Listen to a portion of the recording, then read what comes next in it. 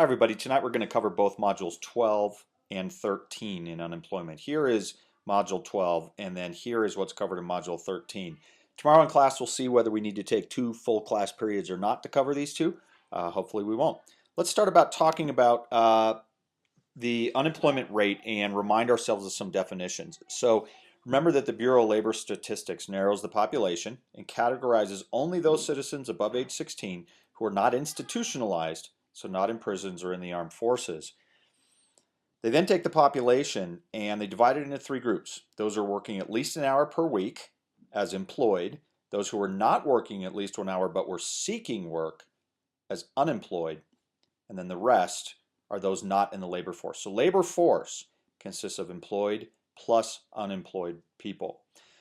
Now let's talk about a couple of or one new term and then one that we saw last week. The labor force participation rate is nothing more than the percentage of the working age population that's in the labor force and actively working. So actively working or looking for work. So we have labor force participation rate is labor force divided by the civilian population 16 years and older. As a reminder, the unemployment rate is the percentage of the labor force, so the percentage of this group here that is not employed. So the unemployment rate equals the number of unemployed divided by the labor force. Okay, so let's move on from those.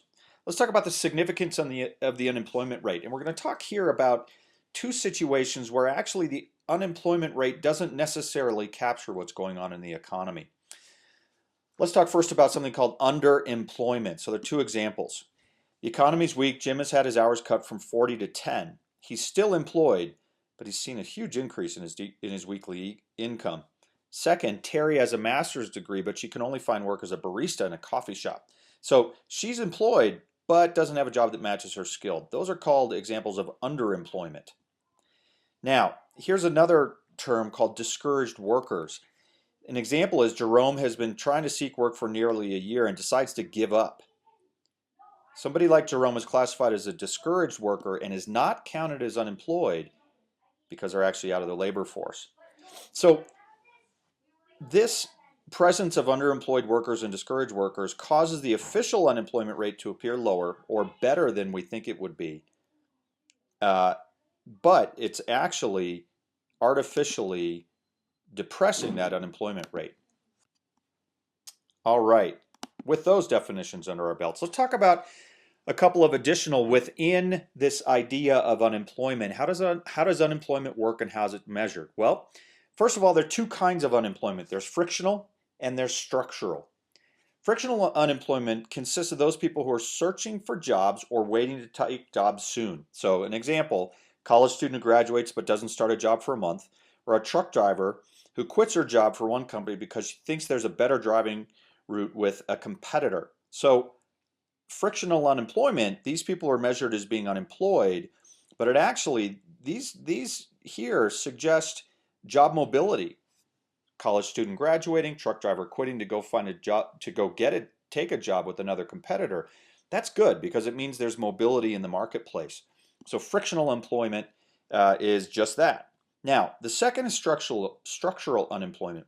Structural unemployment happens when there are more people seeking jobs in a market than jobs available at the current wage rate. A good example is the timber industry. So this graph shows the timber market. You have here supply of labor, you have here demand for labor. In the 1980s, you had this high demand when there was a lot of timber production going on. As the supply of domestic timber decreased and certain environmental impacts were felt, the demand for labor went down because it was harder for companies to actually find timber reserves to cut. Well, because there wasn't a corresponding drop in wages, which we'll talk about in a minute, here's what happened. The demand for labor dropped. And as a result, when you have only this number of workers, or rather this amount of labor being demanded at this wage, you get this gap between what used to be the quantity of timber workers demanded and this new quantity of timber workers demanded at this wage. You get the gap here which is called structural unemployment. Again, when you have more people seeking jobs in the labor market than jobs available at the current wage rate. That's structural unemployment. Now, what happens if the wages don't adjust downward to reflect that reduction in demand for labor? Well, what are the things that could actually make that happen? Here's what I'm going to do. I've written this stuff out.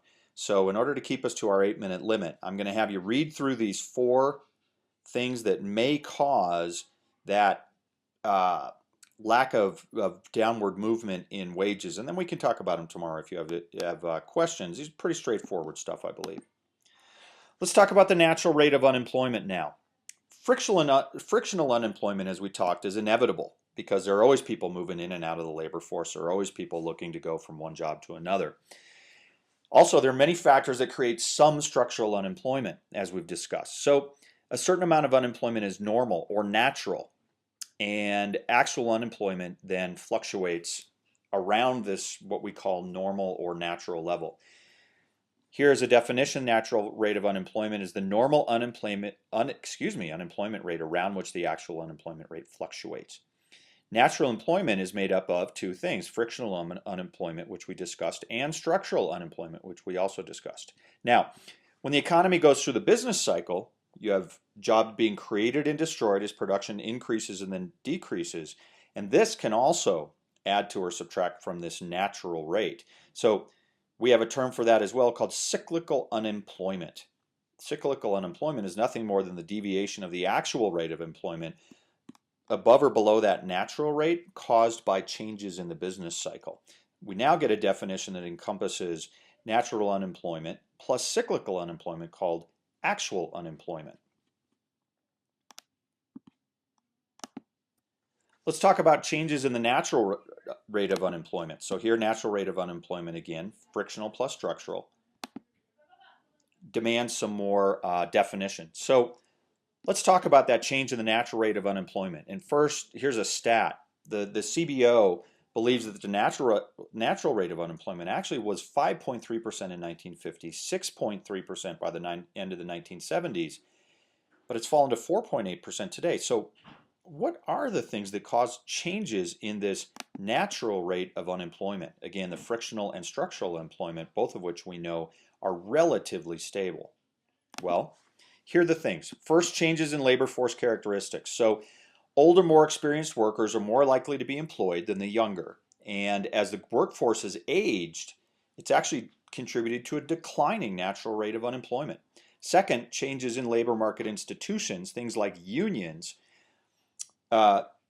Decline of unions has made it harder for them to raise wages, and some of that structural employment, remember this, where maybe these timber workers were unionized and they were unwilling to have a decrease in wages, well, this structural unemployment is what resulted.